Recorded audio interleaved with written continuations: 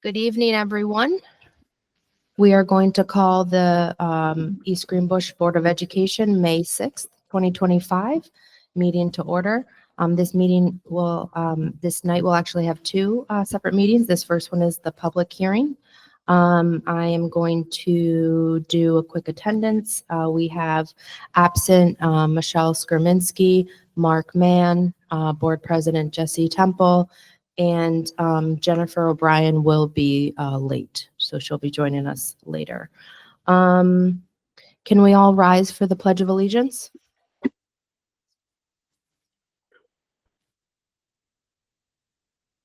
Pledge allegiance to the flag of the United States of America and to the republic for which it stands, one nation, under God, indivisible, with liberty and justice for all.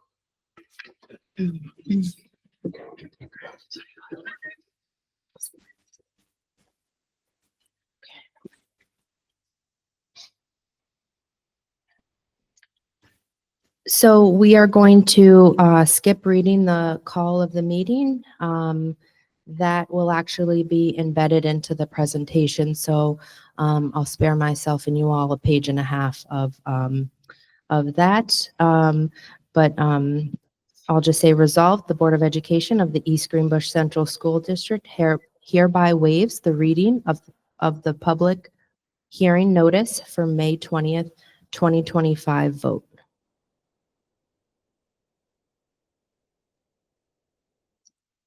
So at this point, we will go into the public or the proposed school budget. Superintendent will present to us now.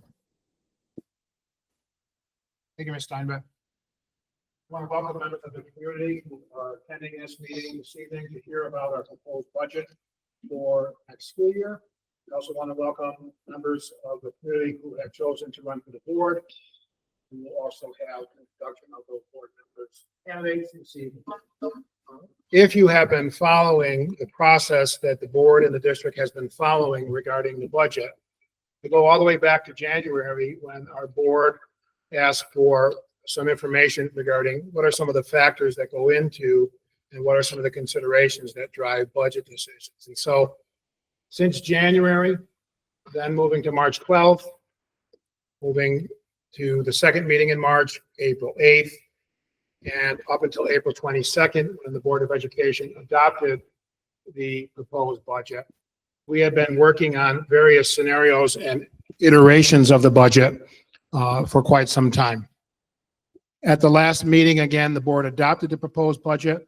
I'm going to review that tonight, as well as some of the requirements of the public hearing notice, and make sure that everybody in the community understands what they need to do to vote on May 20th for the board election, the school budget, and other propositions that are important to our district, which will appear on the ballot.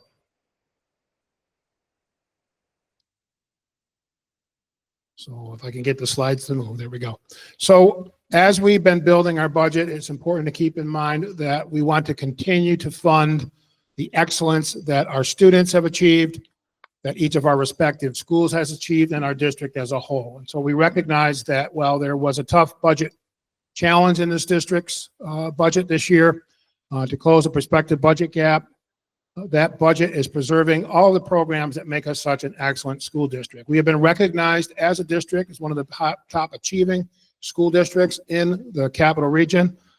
Recently, U.S. News and World Report recognized 4 of our 5 elementary schools for being some of the best elementary schools in our nation. In years prior, Green Meadow Elementary School has been recognized as a U.S. Department of Education Blue Ribbon School, and Red Mill School has also been recognized by the U.S. Department of Education as a Blue Ribbon School. Additionally, Goff Middle School was the #1 ranked school in the capital region just 2 years ago, and those recognitions are based on standardized test scores, achievement, as well as other measures. So we're very proud of what our schools have achieved. Additionally, we enjoy great community support from our families, from our community members, from our business community. And that support has been reflected 3 years in a row as our school district has been named by the Times Union Best of the Best as the best school district in the capital region. That also reflects the hard work, the talent, and the dedication of our teachers, our administrators, our support staff, our bus drivers, nurses, teaching assistants, everyone that pitches in to do a great job to serve our students and community. And we've also been recognized for 20 years now by the Utica National Insurance Company as one of the safest schools in the state.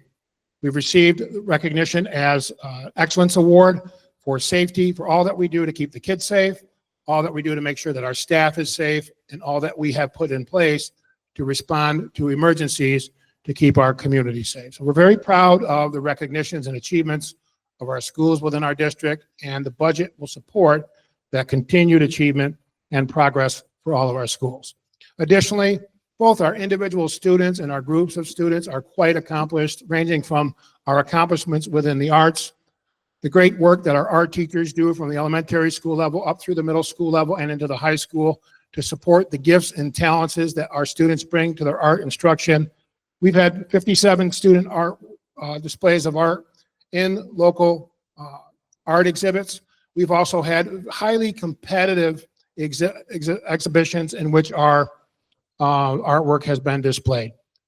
We also have so far this year, 5 Section 2 championship teams, as well as individuals who've won state championships, and the spring season isn't over yet. So we're proud of our accomplishments in the arts and in athletics. We also support great student citizens. Our students have been recognized by the Town of East Greenbush Board for what they do to bring a spotlight to citizenship, for the work that they do in service to the community. We have students that participate in science research, both at the high school and at the middle school level, and those students have competed in science research projects at the Regeneron Capital Region Engineering and Science Fair. And this year, for the first time in many years, the New York State Band Directors Association recognized one of our individual students, Tristan Murphy, who was selected for the All-State Band. Quite accomplished.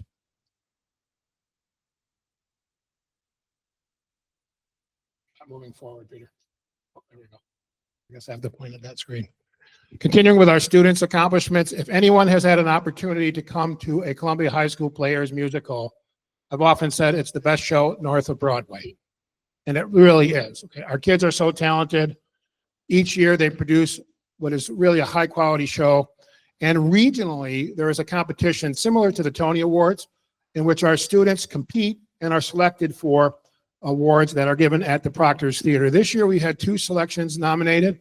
Okay, Scott Holliday, our band director, who's retiring, was nominated for the performance of the pit orchestra during the musical, and Holly Thorpe was nominated for Best Supporting Actress for her portrayal of Rapunzel in the musical that was performed this year, Into the Woods. It was terrific. Remarkably, I mentioned the good works that our students do in the community. We formed several years ago a group sponsored by the Lymphoma and Leukemia Society, and many parents work with our kids to accomplish this. And every year, a different group of students raises the most money and sets the record within the capital region, all from Columbia High School, to help with leukemia and lymphoma research. This year, amazingly, the kids at our high school were part of this group, raised $206,178 for lymphoma and leukemia research. So that is a phenomenal accomplishment and a credit to the character of our students. Our teams called Odyssey of the Mind, which is a problem-solving, project-based learning activity that is sponsored in our elementary schools. 2 of those teams at Donald P. Sutherland placed first in the regionals and qualified for the state championships. So lots to be proud of.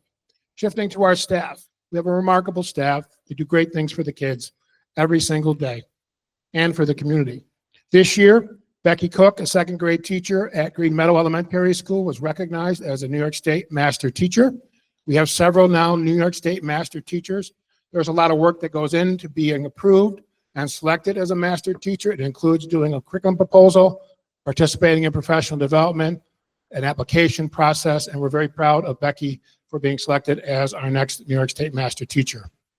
Also, Monica Barnes, Goff Middle School English teacher, was selected as a top Channel 13 top teacher. We've had several Channel 13 top teachers. Coach Tom Labarty, who is a physical education teacher here at Columbia High School, as well as a strength and conditioning coach, won the National Strength and Conditioning Coach Association Strength Coach of the Year Award. And Chris Diedrich, physical education teacher at Green Meadow Elementary School and varsity baseball coach, among other sports, was inducted into the New York State Baseball Hall of Fame. Lots to be proud of. And recently, Allison Savoca, who is here and our president of the East Greenbush Teachers Association, surprised the East Greenbush Teacher of the Year. Christine Blake, who teaches math at Goff Middle School, was selected by our teachers. There's no better honor than to be selected by your colleagues for your profession, and we congratulate Chrissy Blake for her selection as EGTA Teacher of the Year. Last year, when we went out to the community at this time, we asked for your support for a $116 million capital project, and that passed by a large supermajority. We're very proud of that, and we're very grateful to the community for that. In fact, within the last 3 weeks, we have started that project.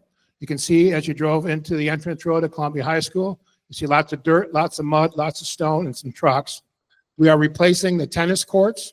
We'll be replacing the outdoor basketball courts, and we will be replacing the roof on this building, which is 25 years old, as part of Phase 1A of the project. And while this is not a part of the current budget, it is a recognition of the commitment that our board and our community has to our schools. And this is just a photo from last week's groundbreaking ceremony, where members of the junior varsity and varsity tennis team joined us to begin to celebrate what will hopefully be an awesome tennis court that they will play on next fall.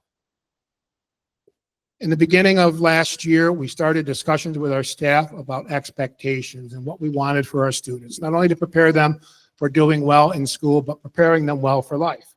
So we went through a process called Portrait of a Graduate. What is it that we anticipate the skills will be that all students will need, regardless of whether they go to college, whether they go right into the workforce, whether they choose to serve in the military, whatever they choose to do, what are the skills that no matter what we teach, we need to emphasize? So we decided on 5. We want every student to be a confident learner. No matter how they approach a particular task, we want them to go into it with confidence that they will be successful. We know the importance of students and adults being effective communicators, not only to be able to speak and connect with others, but be able to listen effectively and to be able to connect. Additionally, one of the top skills, no matter what you do, we've got to be adaptable. We work and we live in a changing world, okay? And we want our students to be able to flex and to respond to shifting and changing situations.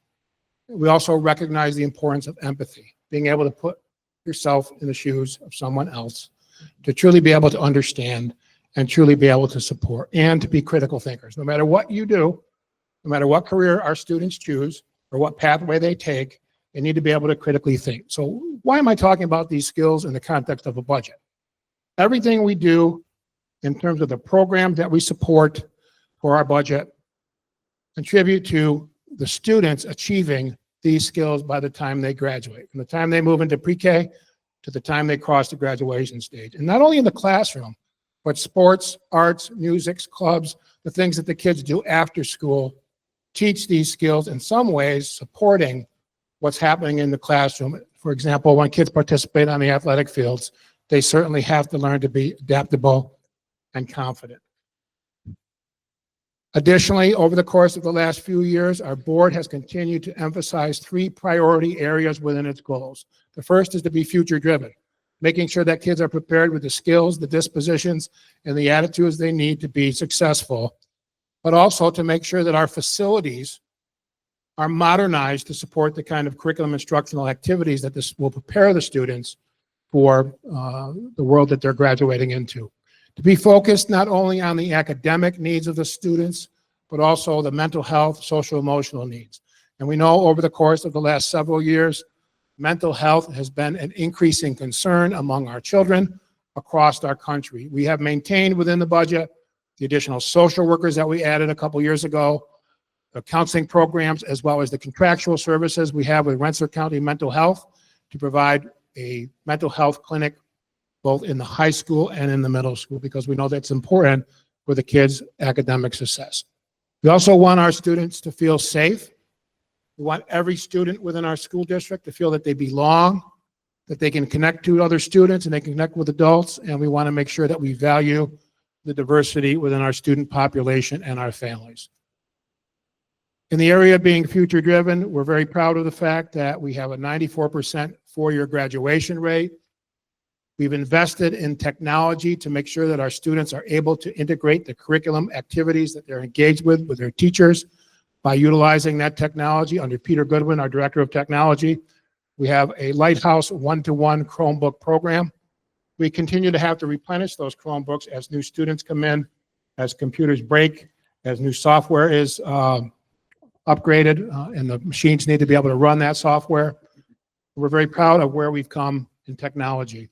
Early intervention and literacy development. You've heard a lot of conversations across the state about the importance of teachers teaching the science of reading. We were doing the science of reading before they called it the science of reading. We've had a lot of professional development and investment in our teachers in pre-K through grades 3 and 4 to emphasize the importance of successful strategies and interventions to help kids read and write successfully by the time they get to the 3rd grade. And our results show that. And proudly, several years ago, our Board of Education said that we want to make sure that every student has a program that meets their needs. We expanded the number of students that currently participate in career and technical education, students that want to learn about the trades, maybe pursuing careers in those particular industries. We send more than 90 children of East Greenbush to Quest Star 3 BOCES programs, including the Career and Technical Education program, as well as 2 very special programs, Tech Valley High School and the STEM High School at Hudson Valley, which allows students to enter as 9th graders and graduate from that program with their high school diploma in one hand and their 2-year associate's degree in the other. It's a phenomenal program. Additionally, we have continued to offer no-cost meals, breakfast and lunch for our students.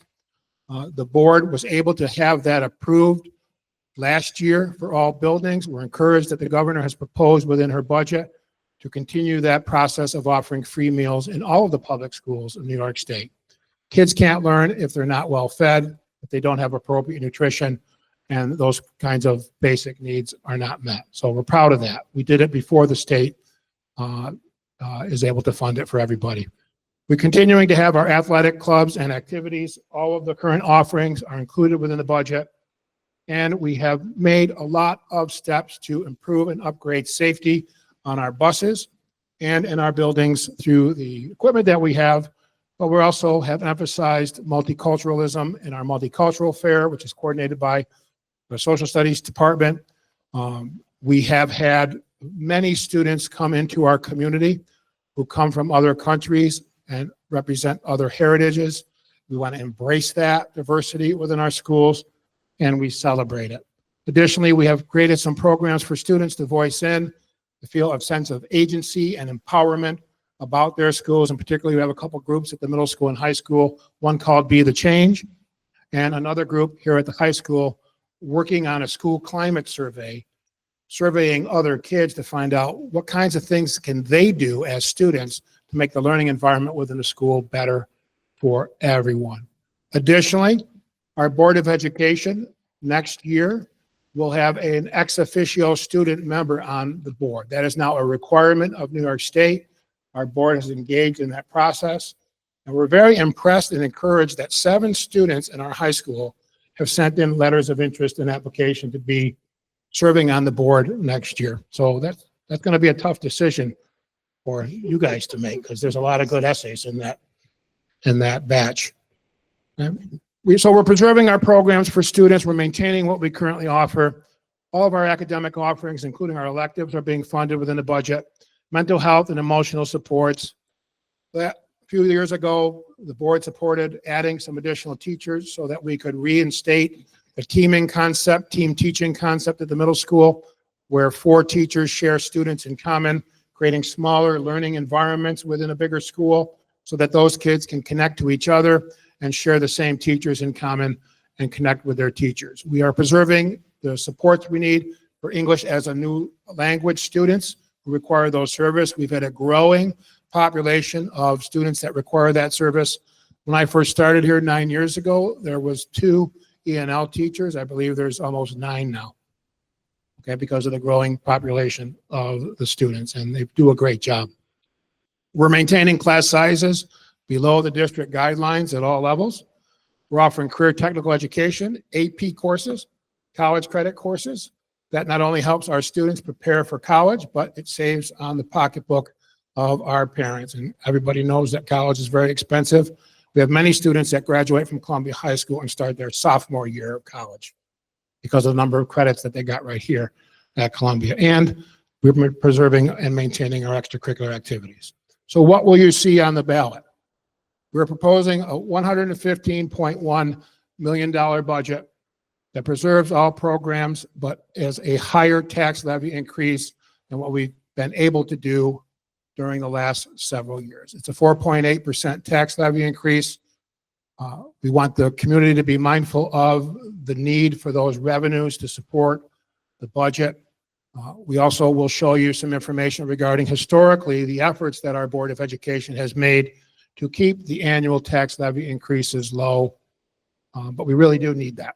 We need that to preserve our programs. Going back to what I said earlier on March 12th, when we presented the rollover budget, which was looking at what it would cost to fund everything we have this year, next year, we were looking at a $6.5 million budget gap, which we have brought down through use of recommending a tax levy increase, several expenditure reductions, including some staff reductions, and appropriation of available reserves.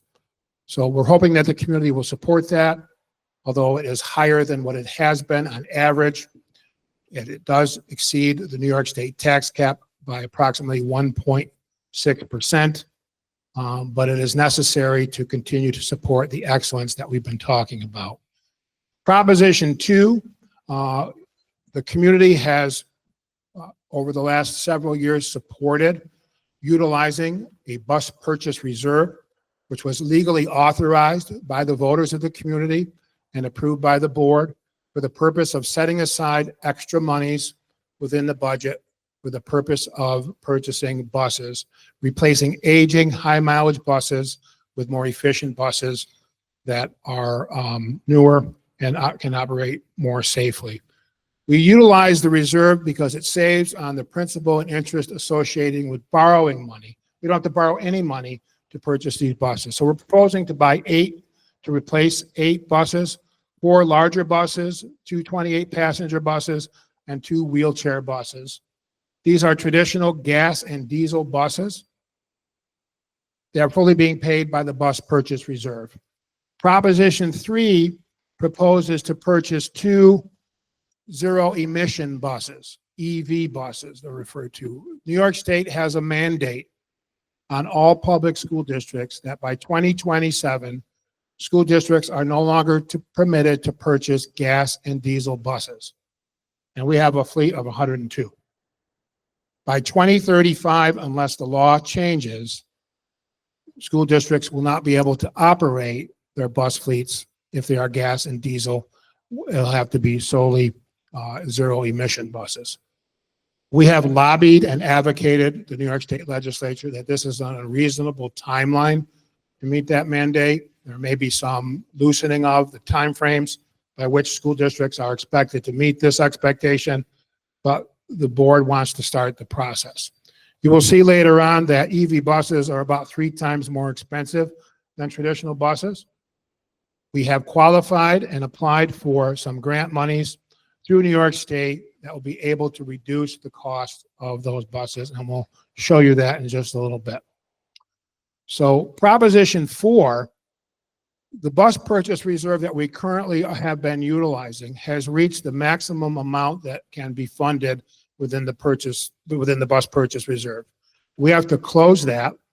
We have to transfer any money that is remaining in that into the establishment of a new reserve. So this has worked well for our community and our taxpayers. So we're hoping that the community will reauthorize a establishment of a new bus purchase reserve, because we have to close the old one, current one, because we're going to need to continue to try to fund that when monies become available to purchase more buses. And we have our Board of Education election We this year have a unique situation. We typically have 3 seats open. On most years, we have 4 open seats. Mark Mann, who has been on our Board of Education, unfortunately isn't in attendance tonight, but he has been serving our board for 16 years, and he has decided that he is going to resign with 1 more year left on his term. And we thank Mark for his long dedicated service to our school board and our school district. So we will have 3 seats eligible for 3-year terms, and we will have 1 seat eligible for a 1-year term. The 3 highest vote getters will get the 3-year terms. The 4th highest vote getter will get the 1-year term, right? And that is in accordance with New York State law. As we move into looking at the numbers, the primary source of revenue for the East Greenbush School District is the local property tax base. We project next year that we will receive approximately $61.8 million if the budget is approved. That will yield an additional $2.8 million of revenue needed to fund our programs. And again, as I said earlier, it is a 4.8% increase in the tax levy. We also receive revenues through payment in lieu of taxes agreements, typically referred to as pilot agreements. These are arrangements that are approved by the Rensselaer County Industrial Development Agency to provide tax reduction and abatement for businesses to promote job retention and job growth. And those are not agreements that are approved by the board. The board is informed of those agreements, but instead of paying the 100% of the property taxes based on the assessed value of those businesses, they pay on a payment schedule, which represents an abatement or a reduction of those taxes. But we receive approximately just short of $6 million. Our pilot revenues are going down slightly next year. Our state aid is projected based on the governor's budget to be approximately $37.8 million. You know that our budget is more than a month late. We don't have the final numbers on our state aid, so we have to use what we know and what we know from the governor's executive proposal, which was adjusted to reflect February data. Additionally, as we move into looking at our expenses, these numbers looked pretty different back on March 12th, as we were looking at our projected increases in salaries being much higher than where they are at 1.21% now. I believe our employee benefits line back in March was at about 13%, is now at 9.2%. The largest driver of our expense increases for next year are associated with employee benefits. Approximately 70% of the increase next year is in the category of employee benefits. That includes payments that the district is required to make to the teacher retirement system, the employee retirement system, and the cost of our health insurance program, which includes both the health plan as well as the prescription drug benefit plan. The biggest driver within the employee benefits line of our cost increases for next year are prescription drugs. Everybody knows that prescription drugs, particular specialized medications, are skyrocketing. So those prescription drug cost increases were not within the control of the Board of Education. We are taking some steps and have taken some steps to work with our employees to help to reduce our projected employee benefit costs down the road, and we appreciate the work that our unions are doing with us, and we'll be talking about that at the regular meeting. So we have been able to achieve some things in the last couple of weeks that will help us down the road. The total budget is estimated to be $115.1 million. You can see our revenue at 107.5, so it leaves a projected gap of approximately 7.6 million. We are recommending to appropriate monies that the board has set aside, $7.6 million to close that gap. Our board has been very fiscally responsible.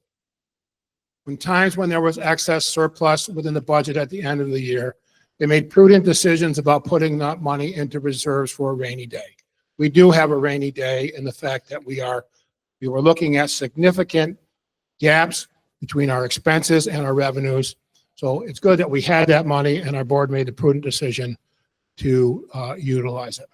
But we have to be careful with it. We can't fund our budget solely through use of reserves. We had to make some cuts, and we also had to raise the tax levy.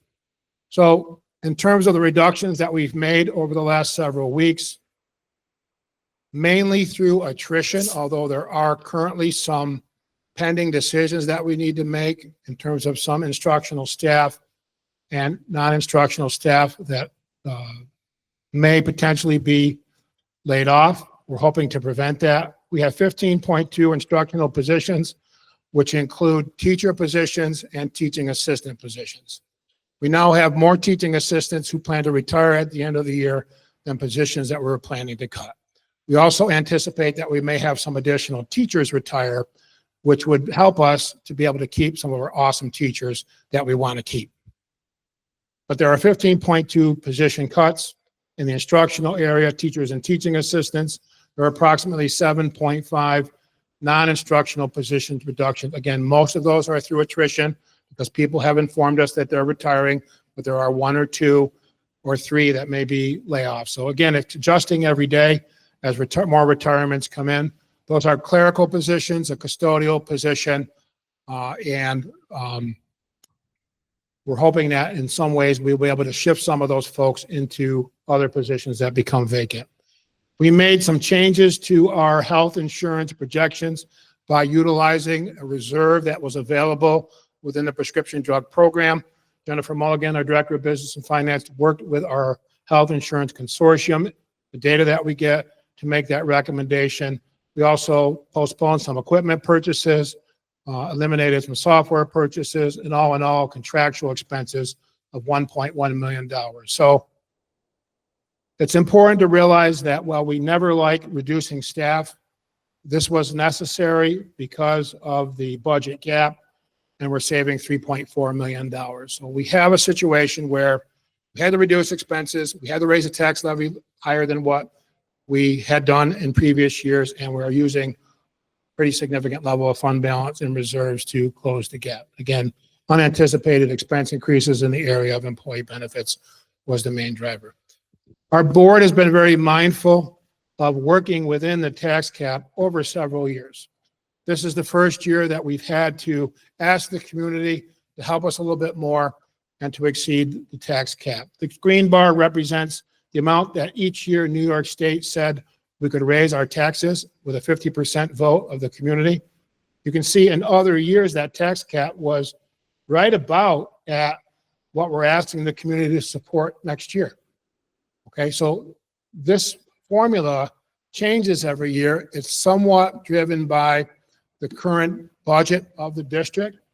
And there's a complicated formula, but I would point out that the 4.8% tax levy increase, while it is above next year's tax cap, that tax cap is fluid, it moves, it changes based on specific data.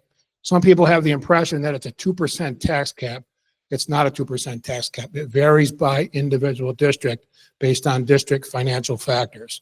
The other thing I would point out to you is over the course of the last 5 years, and even moving into next year, the average tax levy increase on an annual basis from the board has been 1.17%.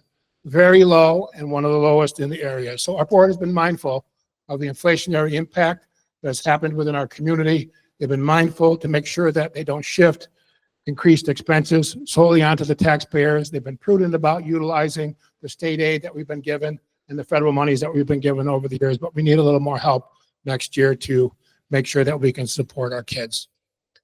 When we look at our district compared to other districts like us, you can see here comparable districts that are considered to be suburban council districts, larger suburban districts.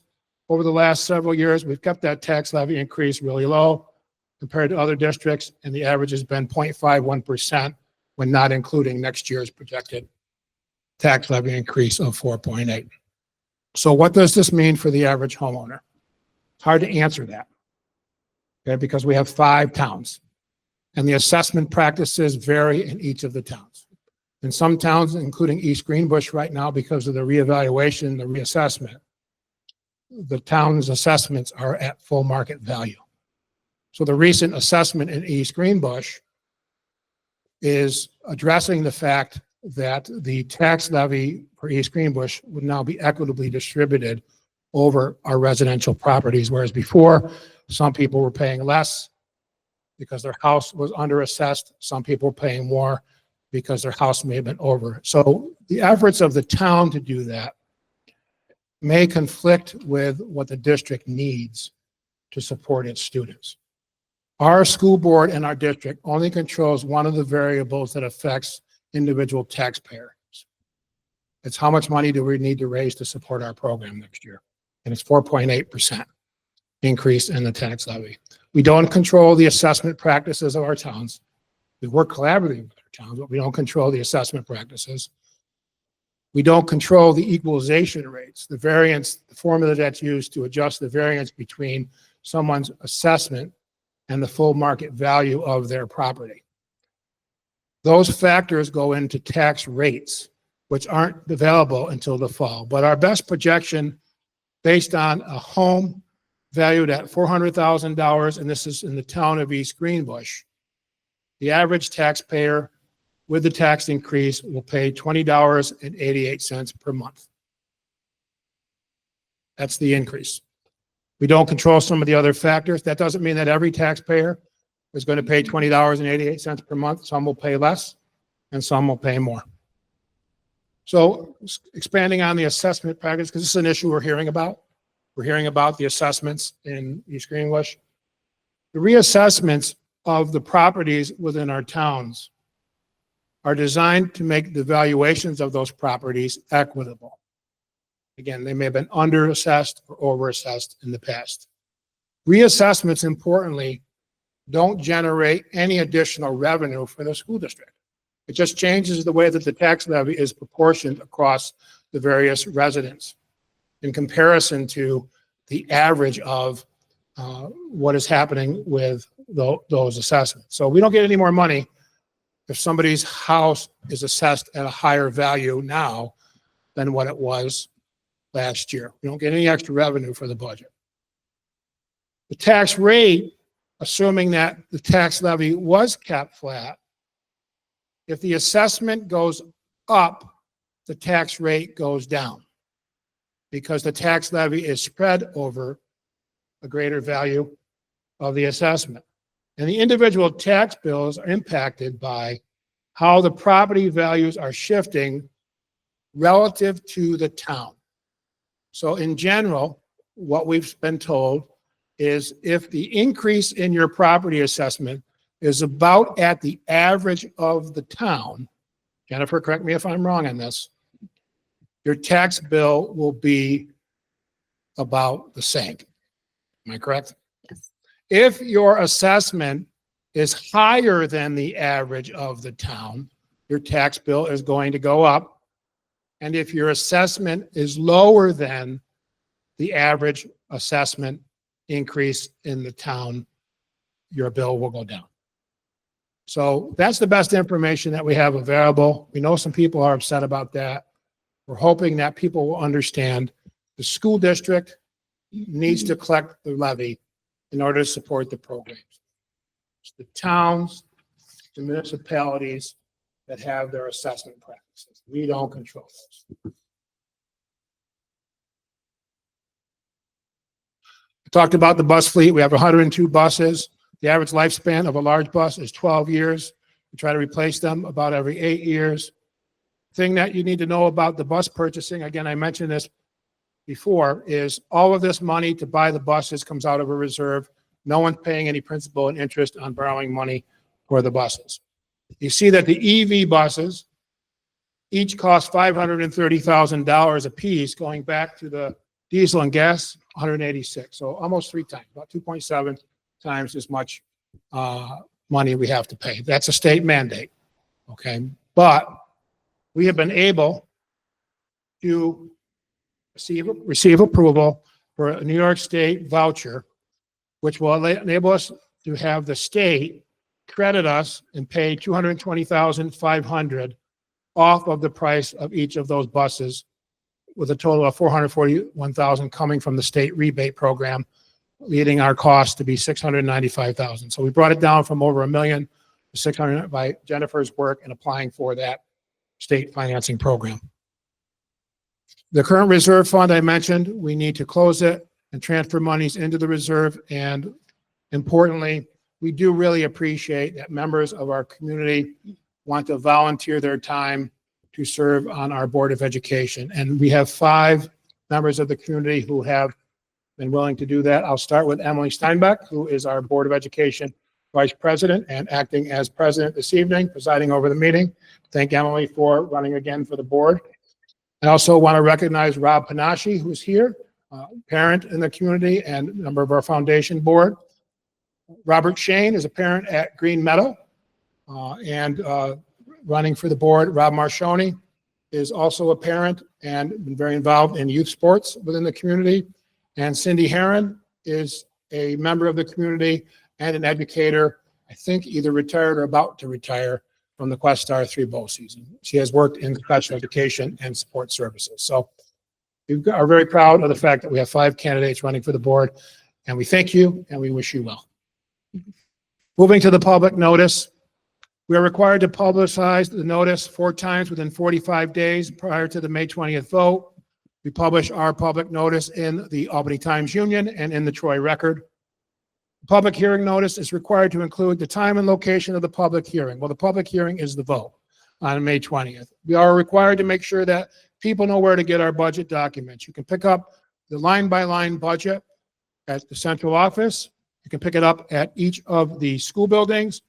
You can pick it up at each of our public libraries, or it is available on the website. The line-by-line budget documents will be available tomorrow online, and they will be available in these places. We're required to notify everyone of the voting dates and propositions, the elections of the board members process, voting districts and polling sites, voter registration, inspection of the register, qualification of voters, and absentee ballots. The budget packet includes revenue summaries, expenditure summaries, property tax report, card information, 3-part budget, administrative salary, disclosure, enrollment data, New York State academic report card data, financial transparency data, and our property tax exemption report and ballot propositions. When is the vote? May 20th, which is 2 weeks from tonight. Today, polls open at 7 a.m. They close at 9 p.m. The method we're utilizing is electronic voting. Voting locations. For residents of the towns of Sand Lake and Chatham, and residents with a Nassau mailing address, those residents vote at Donald P. Sutherland Elementary School. For residents of the town of Schodack who do not have a Nassau mailing address, you vote at Green Meadow Elementary. For residents of the town of East Greenbush, you vote at Howard L. Goff Middle School, and for residents of North Greenbush, you vote at Belltop Elementary. In order to vote in a school election, you have to be registered to vote. You can register through Rensselaer County Board of Elections. You can contact the district clerk at our central office, and she will arrange to assist you with registering. But you do not need to register if you have voted in a school election within the last 4 years. The registry is required to be open for inspection. The registry is the list of registered voters between the periods of May 14th and May 19th. During regular business hours, which are 8 a.m. to 4 p.m., except Saturdays, the hours will be 8 to noon in the office of the district clerk, which is Jennifer Mulligan's office upstairs in the Janae Administration Building. In order to qualify to vote on the school district budget and the board election, you need to be a citizen of the United States, 18 years of age, and you need to have been a resident district for at least 30 days prior to the date of registering to vote. Absentee ballots are available. You have to fill out an application to be receiving an absentee ballot. They're available at the office of the district clerk. If you get an application, those are due back to us by May 13th if you are sending it by mail, by May 19th if you are turning it in person. The ballot will be given to you once you fill out the application. Those ballots are due back to the district office before 5 p.m. on the day of the vote, May 20th. There are valid reasons in New York State law to request an absentee ballot. You may be hospitalized, physically disabled, or ill, away on business, on vacation, or detained in jail. Additionally, if you have questions about this process, you can contact us at the district's clerk office for more information or view the absentee ballot list. Early voting is now available in New York State. It is a very similar process to the absentee voting process. You have to pick up a ballot application at the office of the district clerk. You have to get it back to us by May 13th. After a valid application is received, we will give you the ballot, and those ballots are also due back at 5 p.m. by May 20th. So you can vote early, do a similar process. What happens on May 20th? If the budget is passed by 60%, we will move forward and begin the planning for next school year.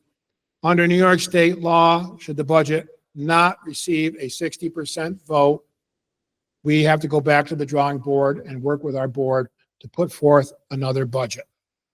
That budget would likely cut a lot more than what we've had to cut, approximately $950,000.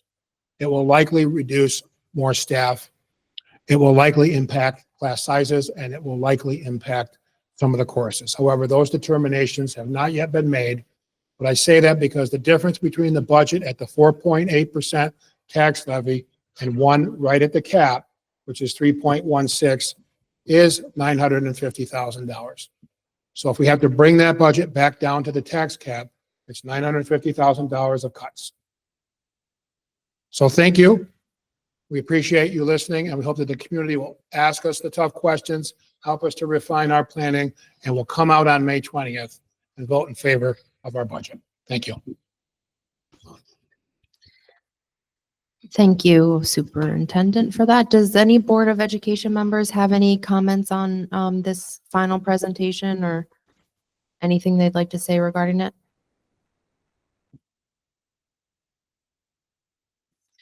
All right, so Thank you. oh. Yes, thank you for the presentation as always. At this time, we are opening it up to public comments. This public comment section will be related to comments on the proposed budget. Any comments on other school matters can be saved for the regular meeting. So residents, students, employees, and business representatives of the East Greenbush Central School District may address the board on matters concerning programs and/or operations of the district, other than matters involving personnel. Members of the board do not directly respond to citizen concerns during the public forum. If a response is appropriate, either the president or superintendent will contact the individual in the near future. Those persons wishing to address the board will be recognized by the chair of the meeting and should state for the record their name and address or affiliation with the board or with the district or business. While the board does not wish to infringe upon free speech protections, it must be stressed that the visitors forum is not deemed to be an open forum. The board president will conduct the forum for the orderly and efficient operation of the board business. In addition, any remarks which may be considered defamatory or stigmatizing are prohibited and will be declared out of order. All comments shall be limited to 5 minutes. Do we have anybody who would like to speak on matters of the budget?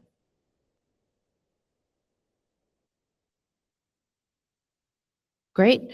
So at this point, we can have a motion to adjourn the meeting and go into the regular. Oh, sorry. Question. Sure. Did we establish typically with more candidates than seats, we have a meet the candidates night? I didn't hear anything about. Oh, sure. Has that date been established and have the folks been informed? Yeah. The 14th, right? So it's May 14th at Okay. Goff. I believe someone give me help on the time. 7 o'clock? 7 o'clock. 7 o'clock. 7 o'clock, Goff Middle School, May 14th. All people did receive a letter indicating how the meeting will go. The League of Women Voters will, oversee it as well, as always. I think it's on the district site, but I don't Okay. think we've talked about it and it wasn't part of the Just wanted to make sure. presentation. Yeah. And it may have went to the candidates, not to the full board. Gotcha. Okay. Sure of that. but- All right, thanks. Everybody coming? See you there. Okay. And on that, Mike, you did spark my question on, is the newsletter going out? Because the newsletter will include information on the candidates as well, typically. Do we know when that's going out, Superintendent? I know the newsletter was sent yesterday from Mark Adam and BOCES to the printer. It is being printed and then it goes to a mail house and then it will likely start arriving in folks' mailboxes mid to late next week.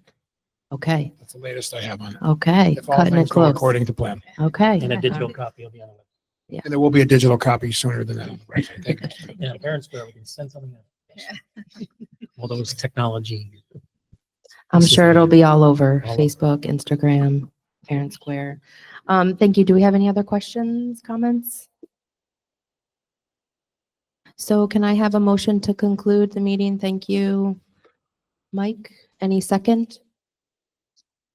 Kim, all in favor? The meeting is adjourned.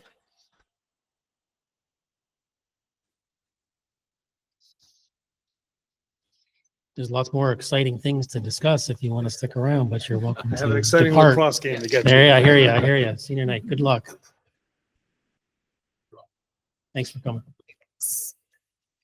Thank you all for coming. The second portion of this meeting is going to be our regular business meeting. And do I need to call that to order specifically? I think you should call, Okay. call the regular meeting to minute. order. Okay. Okay. We will call the May 6th, 2025 East Greenbush Central School District Board of Education meeting at Columbia High School to order. And we will do an attendance roll call. Missing, we have Michelle Skrminski, Mark Mann, and Jesse Temple, and Jennifer O'Brien is here now. And I believe we can skip the Pledge of Allegiance because we did it already. Perfect. Do we have student council representatives in the audience? I don't believe we do, so we'll skip that for today, moving right along. We are going to do the approval of draft minutes for April 22nd, 2025. Can I have a motion to approve those minutes? Kim, can I have a second? Kathy, all those in favor? All right. No nays and no abstaining, except those are not present. Can I have a motion to approve the draft minutes dated April 24th, 2025? I don't think we can do this one. Were people absent? I was absent. So we had two people, we don't have a quorum for the vote. What else you want to vote anyway? Or five? It's up to you. If you've read the minutes, you can vote, but you know, a lot of times our tradition has been that. I was going to abstain because I wasn't there. Okay, so it's only three people. So we'll put it on the agenda for the next meeting. Thank you. We'll do the first board forum. I'll start on my left. Kathy? Well said. Okay. Mike? No, I just want to thank the administration, the board for the budget presentation. It was a lot of work, a lot of hours put in, a lot of thought. Maintaining the programs was critical to the board. I also really want to thank the different employee groups for the work they've done with administration in terms of the budget. You know, it's always unfortunate when we have to have some staff changes. But in the end, it seems like through attrition, we'll be able to preserve everything, do the things that we need to do, and help our families and kids. So that's it. Thanks, you. Mike. Kim? Everything that Mike said, I agree with. I also want to thank all our teachers for Teacher Appreciation Week. Huge thank you to everybody for all that you do. Jen? I'll echo what Mike and Kim said. I know a lot of work went into this. It's been a long time coming and it was a painful process, I know. So I appreciate everything that went into it. And I encourage the community to come out and support it on May 20th, as well as our board candidates, of course.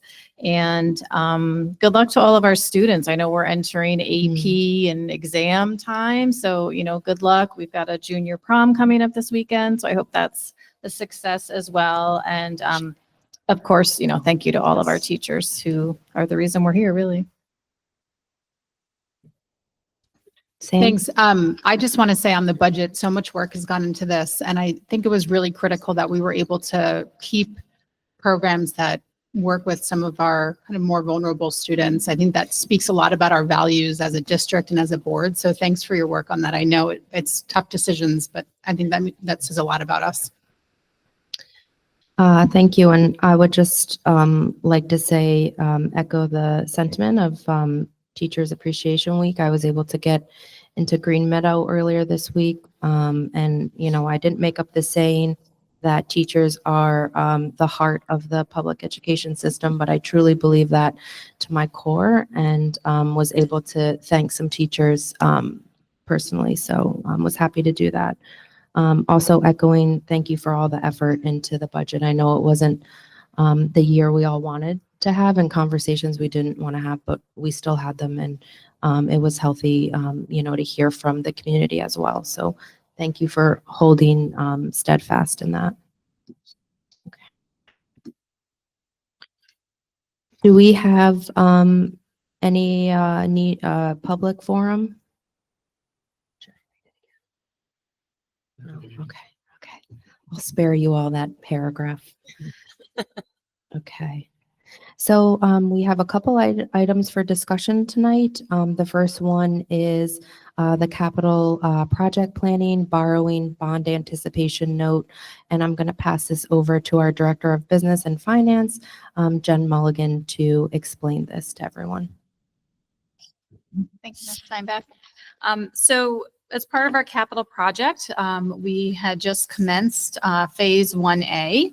And as a result, we have contracts with contractors. And so we'll be incurring our first expenditures with that project. So we have some cash flow needs. So we'll be pursuing our first borrowing, actually the bond anticipation note, which is a short-term borrowing. It will mature in December. We typically issue our short-term notes on an annual basis in December.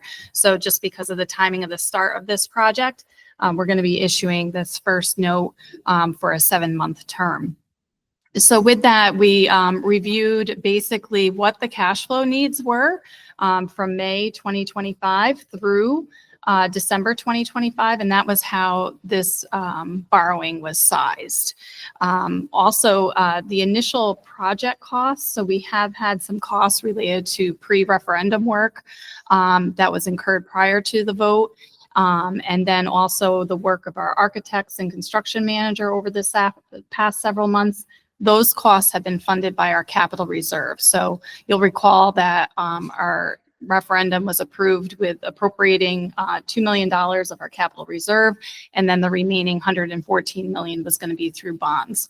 So the cash flow needs are estimated at $10.1 million. That will cover phase 1A and the early portion of phase 1B, which are the fields behind Golf Middle School. So that note sale is going to occur this Thursday, which will know who's going to buy our notes. And then we'll have a closing on May 22nd. Bond counsel will come in and review those closing documents with our board president, and we'll get those executed. So then we have the necessary cash flow to pay for these construction contracts. Is there any questions? Jen, I was interested in page 2 of 3 of those. Yes. About the interest. Can Yep. you speak to that and what that interest, I'm not quite sure I understand what the interest earnings can be used for. Okay, so page 2 is actually not related to the interest earnings, so I'll address the interest earnings first. Sure. The interest earnings, basically what happens when we borrow, we're borrowing the $10.1 million now. So we don't need 100% of those proceeds right away. Right. So we'll be investing any idle cash related to those proceeds in U.S. Treasuries or a higher yielding money market account or a reciprocal deposit account until those monies are needed. So that those funds will earn interest. We will know what the borrowing rate is on this Thursday. It is possible that our interest earnings could exceed our borrowing rate based on there's this item that's related to arbitrage where you're not allowed to, with certain rules, you're not allowed to profit basically off of interest, but you can as long as you meet the rules. So, and the rules are the spend down rules. So you have to meet, for example, like you have to spend down the funds, like 85% of the funds within a 3-year period. We're far exceeding those rules under Timeframes. local finance law. So we're not anticipated to have any arbitrage rebate under the IRS rules. And worst case scenario, if we were ever entering into that, that just means we have to return some of those interest proceeds. So ultimately, if for some reason there was a situation like that down the road, you know, it's basically the recourse is just repaying some of those earnings. So we will invest those, and then it cannot be used to fund project costs. So any interest earnings will be placed in the debt service reserve to be used to pay for future debt service payments. So basically that will help repay the principal and interest on the debt as we move through the project. In relation to page 2 of the document, that is basically just demonstrating the structure of how this has maintained to be a tax neutral as part of what the voters had approved. So this project was tax neutral, meaning that the net debt service netted against the building aid that we would receive from year to year wouldn't cause increases in our tax levy. So this is showing what that debt service budget was for 24-25 and what the budget is for 25-26 and the related building aid that's coming in each of those years. And you can see that there's no change in the overall net tax levy needed to support the project. It's the same as it was in the prior year. So that's what that is too. And this is one of the factors that drives right into the tax cap calculation and the capital exclusion. And if basically it's neutral, then it doesn't cause a need to raise additional taxes through the tax cap formula. Welcome. Any other questions related to this item? Just remind me, 1A is, I know the tennis courts, obviously that's visible, and the roof of the high school. Yeah, so it's the tennis courts, the basketball courts, and the roof. Now, the construction schedule did have the roof over 2 summers. It's still based on how rainy it's been. I hope, knocking that, we don't have that type of season, but we are going to be looking to see if that schedule, the contractor is very interested in accomplishing it over 1 summer. So if that happens, we have accommodated in the borrowing to allow for that to happen and still meet any arbitrage rules, because we would have completed the rest of the roof next summer and we would have met those spend down requirements within the 3-year period anyway. So we did make sure we accommodated that because that would be helpful. All set? Perfect. Moving on to 7B, this is our community engagement process strategic planning. This is a subcommittee that came off of the Board of Education this year, and I'm going to turn it over to Superintendent Simons to catch us up on that. At the beginning of this school year, the Board of Education had a retreat. Boards are allowed to have a retreat to work on board development and ways that they can engage in effective decision-making as well as engage with the community. What came out of that was an effort to try to capture some of the community's input regarding the direction that the community would like to see us going in future years within the school district, to capture some feedback for the purpose of informing a strategic plan.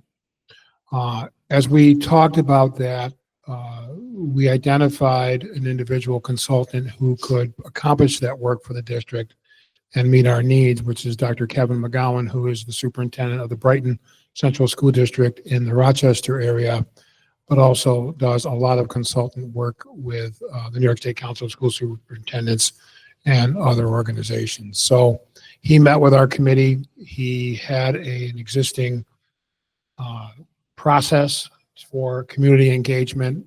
Our committee liked that process, thought it met our needs. And then when the board and I moved forward on this, we thought it would be timed better if we did it during a period of time with our new superintendent, Dr. Curtis Coates, coming in July 1, that this would be a perfect opportunity for Dr. Coates to engage with the board and the community to receive some feedback that could form how he goes about as the new leader of the district, engaging with the board and the community to continue to move our district forward. So we had a meeting last week, our subcommittee. Dr. Coates joined us for that meeting with myself and Mark Adam. And we are ready to move forward with the first stage of that process, which is a community survey. There is a timeline on the screen that approximately around May 12th, Mark Adam is going to take the lead on this. Community members will be receiving a letter from both me and Dr. Coates inviting your participation in this survey. There will be QR codes on our website. There'll be QR codes included in the email. There'll be QR codes around the district and around the town for people to be able to capture that QR code. And there is a set of input that we are looking for during that process. That surveying process, the community engagement process, will end on May 30th. Then the next step is for a smaller group, including board members and the administrative team, which would be our central administrative team, our directors, our principals, will meet to identify MVCV as mission, vision, and core values. So there's a set process for that involved in a 2-hour meeting with the Board of Education and selected administrators. Then I will no longer be superintendent. And on July 22nd, Dr. Coates will lead with Kevin McGowan and our board a community engagement of approximately 50 to 60 stakeholders for a 4-hour engagement and discussion of some of the good work that's going on in the district in terms of some of our administrators doing something called, I think it's 15 minutes of fame presentation to highlight some of the things that maybe the community doesn't know are going on in our schools, and then to engage the community in the process of looking at our goals, looking at our data and how those data inform the goals, and looking at some transition solutions. And again, it will be Dr. Coates leading that process with Dr. McGowan. Then we move to action planning. Again, that's a 2-hour meeting on a date to be determined, where we start to design who will do what, when will it be done by, and moving towards some of the action planning that will be necessary to accomplish the goals, and then an implementation plan. So we believe that this is perfect timing as we are moving towards new leadership in the district. I think this is a very thoughtful process that Dr. McGowan offers our district, and we invite all of the community members to participate in that. Some determinations haven't been made yet in terms of how we're going to select the group to meet on July 22nd, but we're working through the process. So I have some questions. Could you just explain to me the rationale for the selection of the dates? I'm looking at my screen. I guess I'm just wondering, with the budget vote and the busyness of spring, obviously when I get some information put together, and I understand that piece of it, but I guess what's on top of people's minds during that period of time? And then also, mission, vision, core values piece is really high level, critical stuff. I know we have, new board members potentially coming on board. How would we go about, I guess the current board set something up based on this timeline. How would we involve the newer board members to get their feedback in that interim period? Because it says defined, it's draft. Right. That's a lot of work to do, MVCB and. Yeah. To the best of my ability, I'll try to answer it. I think Dr. McGowan might be able to answer these questions a little bit better. But I think that the survey itself is designed to look at broader issues within the district that may not necessarily be like the most pertinent time issue, like, for example, the budget. So I think there's a structure to the survey itself that ensures that the several areas of the district are looked at. Okay. It's a very structured, process.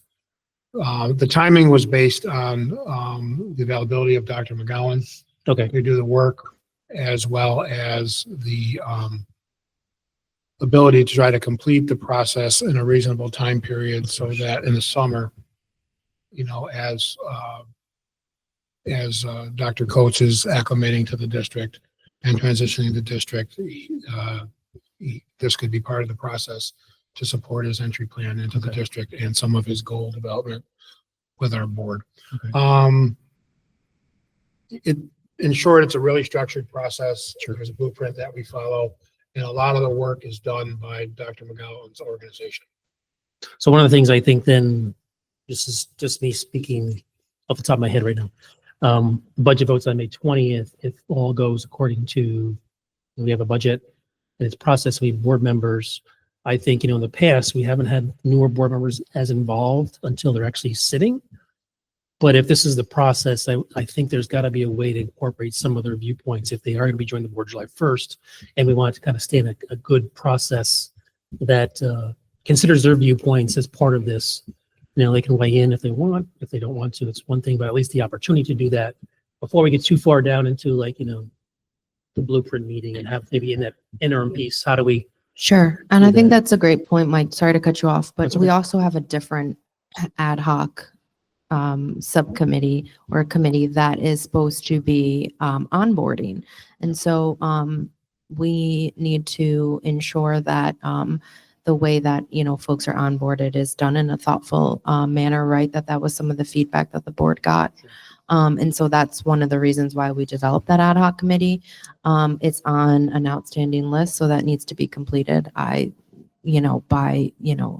Very quickly, the end of the year. But part of that, you know, we should look to include that in this work. Okay. I think the June 2nd meeting is open to board members, right? So we'll know by then, right, what the board makeup is going to look like. So perhaps, you know, the people who are exiting the board wouldn't be interested, or maybe they would, and we can extend the invitation to the new board as well. I mean, I don't have a problem with that. We'll have to check and make sure that that's, you know, doable and we can extend that, but Yeah. And I think you the ex know. officio student board member should be involved. I think we should have a selection by then. okay. If they're available, depending on availability and obviously with school commitments and things like that. Is 6/2 a weekday? I don't even look at my calendar. It's a Monday. It's a Monday. Yeah, I don't think we've had. Oh, I a golf on time Monday. that, I can't but do was just checking my calendar. I think it was 4 to 7 or something. Oh, it was? Was it? Okay. Yeah, I think, Mike, you bring up some great points. I do think the new board, you know, newly elected board members, you know, should really be a part of this. I also was curious around some similar timing question, just on like the blueprint meetings being like a chunk of time. Will we get the stakeholders in the middle of summer with vacations? I just want to, you know, I think this is really terrific work. I want to make sure we're doing it so that people can participate and that there's like not sort of a block to doing that. And I also I think, you know, I'm sure there was some good discussion about doing it now so that Dr. Coates is walking into something fairly new. However, there's probably a counterpoint to, you know, letting him get settled and then just delaying this a little bit. So, you know, I don't know. Yeah. I think what I would like to do is take your questions back to Yep. Dr. Mhm. McGowan, who has done Yeah. this many times. But this is, I mean, thank you for Yeah. keeping this moving. One but- thing I would say about the survey itself is we used Thought Exchange Hmm. as a tool during the pandemic. And it is a very good tool to have people weigh in on what they feel their priorities are Yep. by ranking questions that are or topics that are submitted by other folks. Mhm. So it's a really great tool, and that Thought Exchange program comes as part of the consultant agreement with Dr. Okay. McGowan. So I will capture some of your questions regarding the timing and some of the challenges with the timing. I will email Dr. McGowan and I will see how he responds to it, and I will share that with all of you. Yeah, one final thought to we did a survey around the superintendent search and there's a lot of data collected on that piece of it. Was that discussed as maybe incorporating any of those things, or do we look at it kind of in conjunction with whatever Thought Exchange process goes to make sure that we don't miss anything that was brought up in a previous survey? I think if we can kind of crosswalk some of that stuff, just make sure we're hitting on the same points, because that was a point in time. And then a lot of things were raised, and then there's another point in time. Yes. It's during the budget process and things like that. So I just think there's kind of places where people's thoughts are in certain times of the year and on certain topics. And maybe we can take a look at that as well. Okay, very good. Thanks, Jeff. Thank you. Thanks, Emily. I have a question about getting out the QR code. So you mentioned a letter that'll be going out early next week. Who will that letter be sent to? I just want to be sure that we're getting the entire community, not just people who are connected to the school district. In general, that was a question that was brought up early on by our subcommittee. In general, the intent is to try to send it to as broad a range of community members. And the idea that was suggested, I think it was Kim suggested at the meeting, if you could put it up, the QR code, make it available in certain businesses and other areas that are common where people go in the community, such as the library, maybe at Stewart's and those kinds of places where people can respond to it. So we haven't made those determinations yet, but that was a concern that we make sure we capture all of our stakeholders in the survey. Actually, it was Jennifer and Kim that were advocating for that, I think, right? Yeah, so. I think in addition to the superintendent search as well, it's available in different languages. The survey for the superintendent was available in English. So I think that that was cognizant and board feedback as well that we look to incorporate. Does anybody have any other questions on this ad hoc committee? No, I just thank you for your work in involving Dr. McGowan. Right. And it was great that Dr. Coates could log in, and he is very excited to come into the district and have this work. Part of it too is his way. He'll be able to interact with people organically through this process as well, which was he was excited about. So we'll take back everyone's concerns and we can address them at the next meeting. Okay. So we have a couple items in regular business. The first one is the approval of programs for resident children with disabilities. Do we have any questions on this? Great. Can we have a motion to approve? Okay, Sam, in a second. I'll go with Jen. All those in favor? Perfect. The second item, 8B, is driver's education, the summer program. We often, approve these. This is the program that allows, our future drivers, further education on that. Do we have any discussion on this? Anyone? Oh, sorry. I would just say that Mr. Tooker is patiently waiting in the audience if anybody has any questions. Mr. Tooker, in the past, if families don't have the resources to afford this, what's the procedure that they should follow? We do not fund this within the school district budget. It is funded through the revenue we get from the enrollment fees that these students' families pay. That's correct. They have Concerns You has supported our district in the past. There's an application process through the guidance office. So we already do have one student that's going to fall into that category. The parent already reached out. So our process is already starting and guidance in there. So there's going to be 28 spots. There were 20. So we're going to add an additional 8. So that should satisfy the need for the summer. And there'll probably be a waiting list as well. We'll have 36 in the fall like we usually do. So is that it? Mr. Tooker does a very good job with our driver's education program. You'll have a busy summer teaching folks how to, operate around a circle, I hope. Yep, well, that's one of them. Yeah. You always go through there. It is part of the road test. If they take it in East Greenbush, they have to go through the circle. So we do teach them how to go properly through there so they can pass. Yield properly. Thank you for all your efforts on that. Do we have a motion? I was just going to add thank you too. I have a recent graduate of your class, and God bless you for saving me even more gray hair. But it's a great opportunity we have in this district that did not come back to so many districts post COVID, that they can actually drive with an instructor is huge. So thank you. All right. Do we have a motion? Kim, do we have a second? Kathy, all those in favor? Great.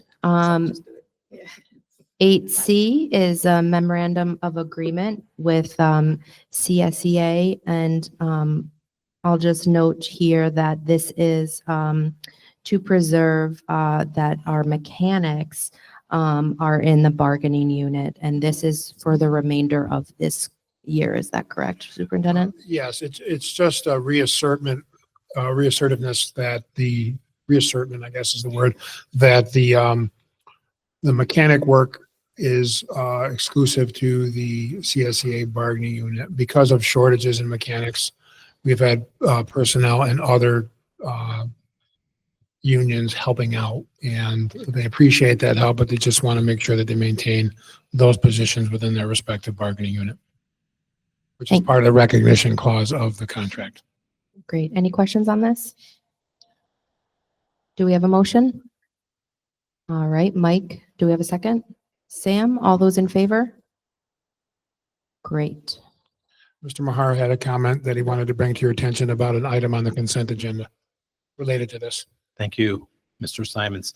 I asked Mr. Simons permission to speak tonight to inform you and let you know that you have an opportunity tonight, the board, to end a 5-year dry spell of hiring a mechanic. So it was July of 2020 when we hired our last one. We've been trying for just about 5 years. So there is a mechanic on the agenda tonight. His name's David Hansen. He is actually a Columbia High School grad that graduated from Columbia in 2012. He was hired actually as a substitute on April 9th, and he's been attending work every day since. And due to our talented senior bus drivers who are certified to train our bus drivers and mechanics to get a bus driver license, he has passed everything he needs to so far: the permit, the online training, the physical test, the physical performance test. There's another online piece. He's passed his fingerprinting and drug testing, everything. He just needs to now pass his road test, which is the 23rd of May. So that will seal the deal for him. And we're looking forward to that day. So it's good news for Yes. the bus garage. It is a state requirement, civil service requirement, that school bus drivers or school bus mechanics also have to be licensed to drive the buses. Well, thank you for that addition and welcome. What was it, Brian?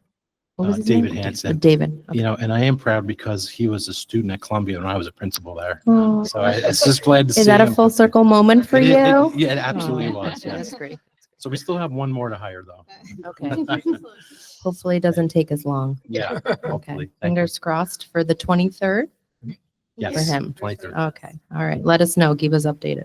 Will do. All right. Anybody else have any questions on that? Okay.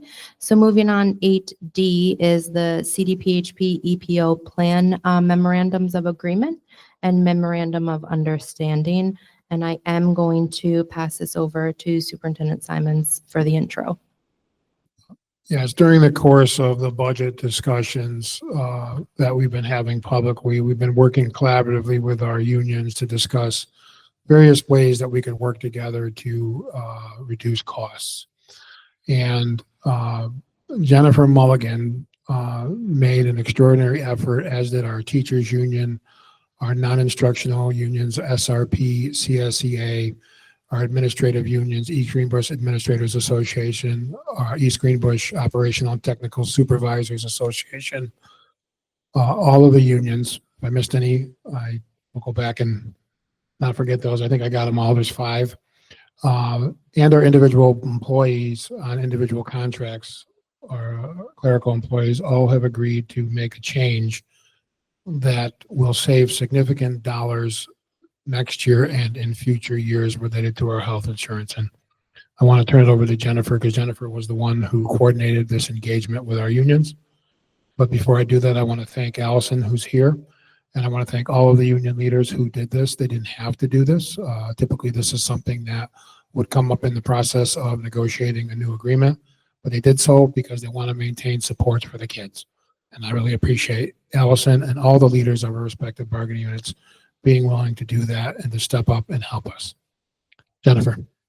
Thank you, Mr. Simons, and I echo those sentiments. I really appreciate the work of Allison and our other union leaders. It was a great collaborative effort.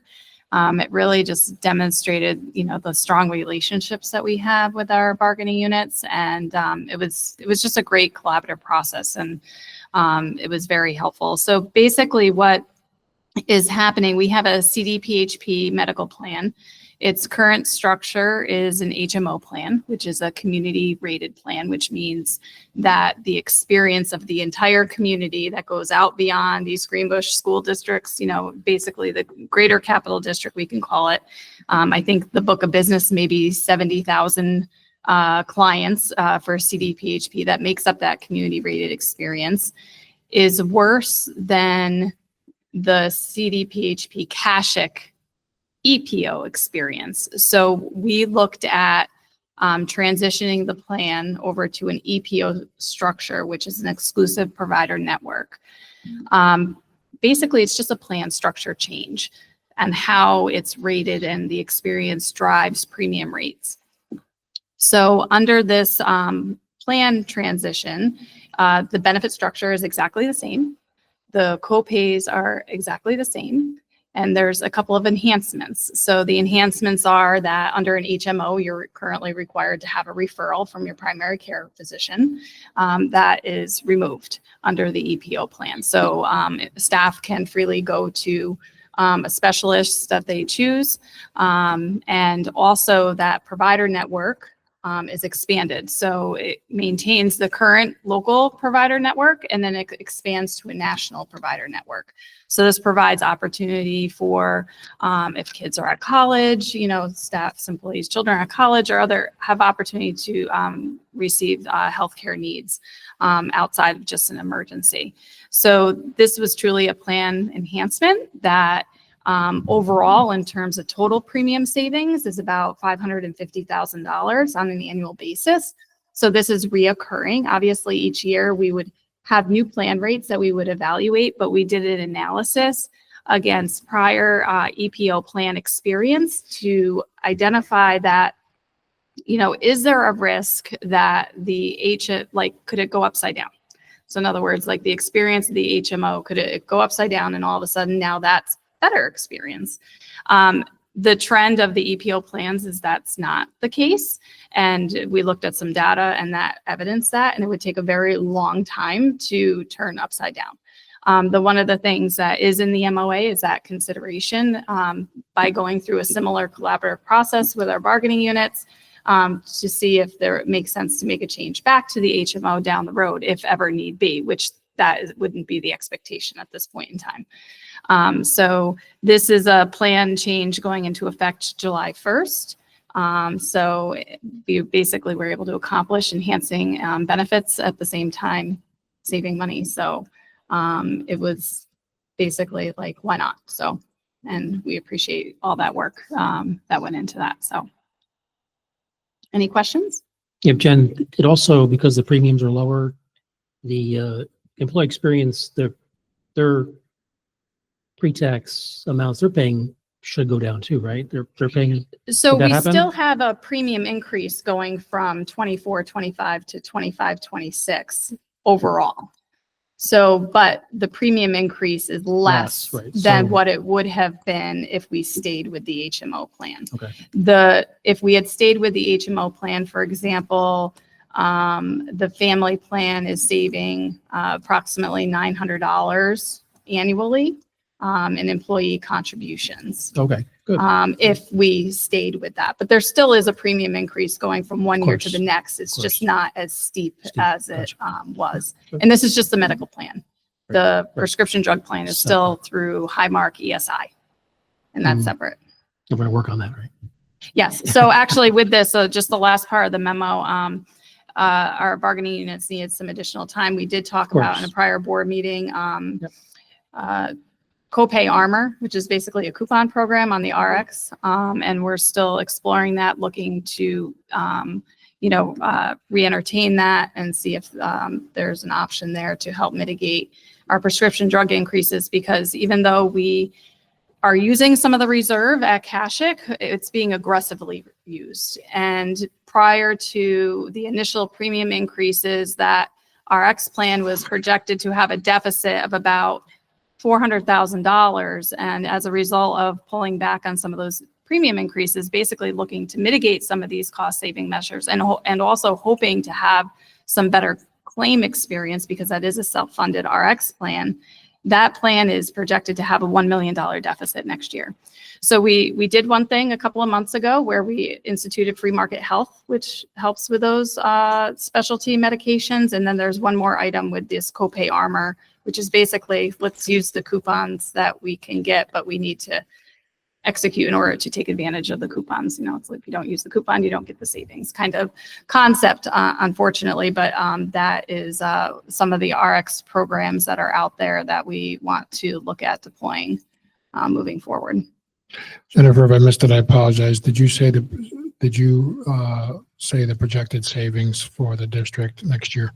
Oh, $450,000. So out of the total premium savings of $550,000, the employee share is $100,000 annually, and then the district share is $450,000. So the board's already adopted the budget.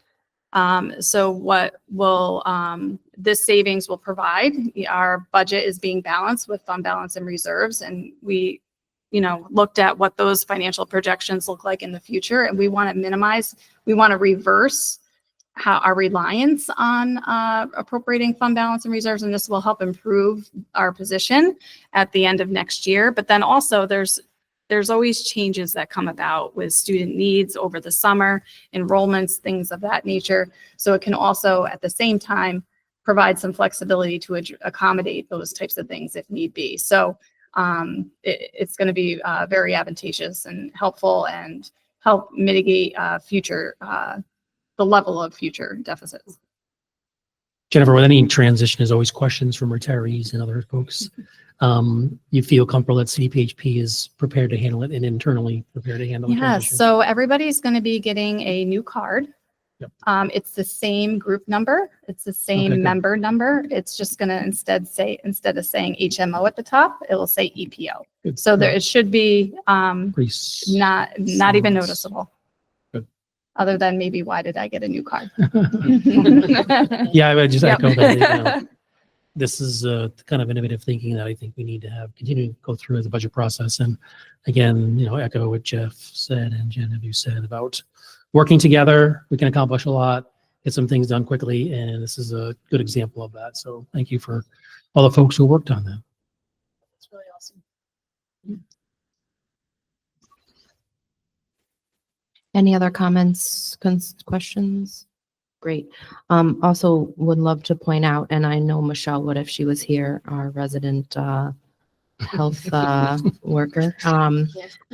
But going to an EPO not only will save the district and the member, but it also allows you not to have the visit to your PCP to get a referral to a specialist, and that often makes your timeline quicker, and people tend to get seen in a more productive manner. You're also saving that copay, right, to your primary care. I also, CDPHP, they're covered in full on, telemedicine, which I think is going to be on their preferred vendors like Doctor on Demand. And so I think that will be very beneficial to folks to not have to make that, drive, or they have a robust network. So those also, I think, are great to highlight moving forward. But, I just want to take a moment, already to, thank you, Jen. I think, your job is to be fiscally responsible, right, for the district. And I thank you for doing that, but also, being innovative and thinking about new ways. So really appreciate that. I know everyone on the board really admires that work related to here, and we support any further ways in which to do that. Also, Superintendent Simon's already said that, but I'd like to thank the bargaining units for sitting down and taking this on, and allowing us to be fiscally responsive and responsible for the district in the coming year. So thank you to the bargaining unions, and then the staff as well. Okay. Do we have, if no other further questions or comments, do we have a motion? All right, Kim, do we have a second? Kathy, all those in favor? Great. So that is the end of our regular business. I don't believe we have any tabled motions. Does anybody have any old business? Okay. So we have multiple items on the consent agenda tonight. Does anybody have any questions, comments on them? Sure, Sam. I think we approved the special grants last meeting. Is this a revision to that? No, we had it on the agenda as a discussion item. okay. That's We, right. now we're just Yeah. approving Yeah. it. No changes, no changes. Okay, any other questions? No further questions? Do we have a motion? Sam, second? Kathy, all those in favor? Great, thank you. Do we have any new business? Okay. So this is the time in the meeting where we have an additional public forum. I don't see anybody new arriving. We have some departures, but anybody like to speak? Sure. You need name and address? Is that Yes. Robert Shane, 1505 Sunset Road, Castleton. School board hopeful. I was very excited to see the strategic plan, and if I'm elected, I hope I could participate in that. One thing that I suggest considering based on my experience doing strategic planning, I was the co-chair of a strategic planning committee at the College of St. Rose in our department. We had a lot of faculty buy-in, like we worked sort of from the ground up as we put this together. I don't know if the mission meeting with leadership included, like staff and teaching leadership, but it's really, it can be very helpful to have buy-in from everyone and to have that input from people who are working on the ground with the students. They know what's happening, and particularly at a moment when you're talking about cuts and we're at a very precarious kind of moment with the budget. It can really be a healing process. You know, it's that everyone feels like their voices are heard and they have valuable expertise. I also based this just last week. I was at a conference in New York for museum professionals. I now work at the University at Albany at the Art Museum there.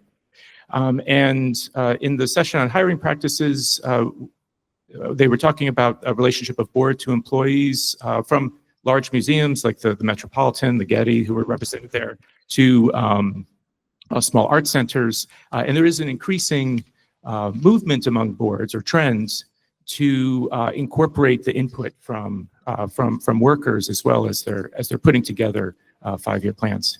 So, thank you.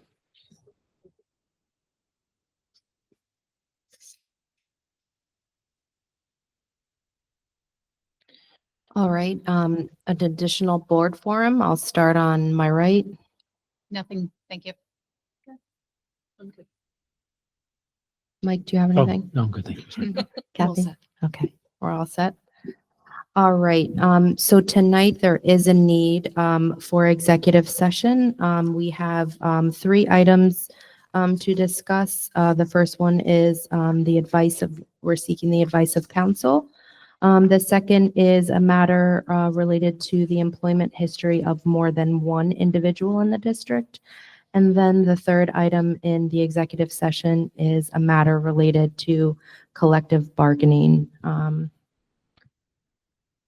we do not anticipate coming back for any voting or coming back to the room. So at this time, we can break to go into executive session.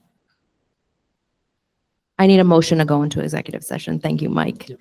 Second, thank you, Kim. All those in favor? All right, the meeting is adjourned. Thank you very much. And everyone.